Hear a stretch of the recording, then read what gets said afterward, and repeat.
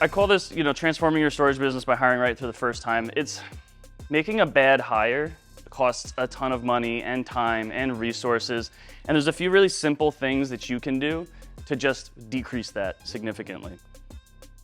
A little bit about myself, for those of you who don't know me, my name is Matt Bailey. I have a land investing company. It kind of runs like a house wholesaling operation.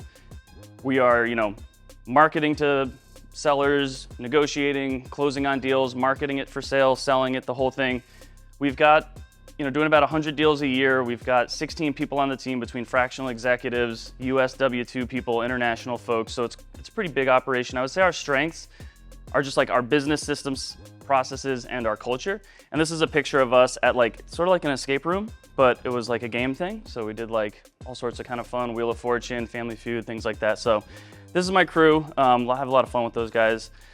If anybody wants more background information on this, there's a book called Hiring for Attitude. I don't know a lot of people who've read it, but I highly recommend it, especially if you're starting to hire your second or your third person. Then culture starts to become a really big important part. So I'm going to be talking about hiring for culture fit. That's for teams, but you have culture, even if it's you and one other person. If you haven't taken the time to figure out what your culture is, it's there, it's just not defined, and you kind of want to be in control of that. A lot of the stuff that we talked about that you see on the walls, that's probably what your culture is going to become, right? If you hire somebody and you get along with them, they probably have the similar values to you, and that's kind of how you do business. So today I'll be talking about kind of how to discover your brown shorts. That's like a Southwest thing. They call it their brown shorts, but it's, your core values. Actually, I won't be talking about that, but that's in this book. They also talk about how to create interview questions for attitude, and I adapted that for culture. And they teach you how to create a grading rubric for your interview questions. And there's also stuff like interviewing for core value or recruiting for core values and managing. So there's a lot of really good stuff in that book.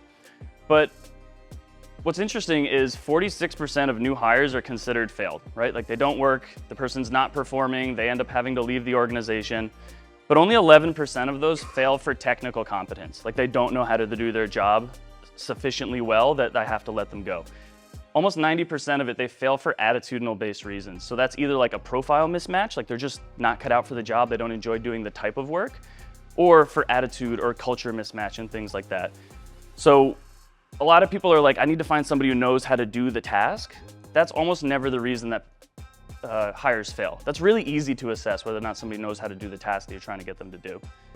What's interesting with that statistic is if you can just avoid hiring the wrong person, you can double your medium performers, your high performers, and just overall have a much more enjoyable time because you're not dealing with these mismatches that you can get ahead of reasonably well if you just know what you're trying to do.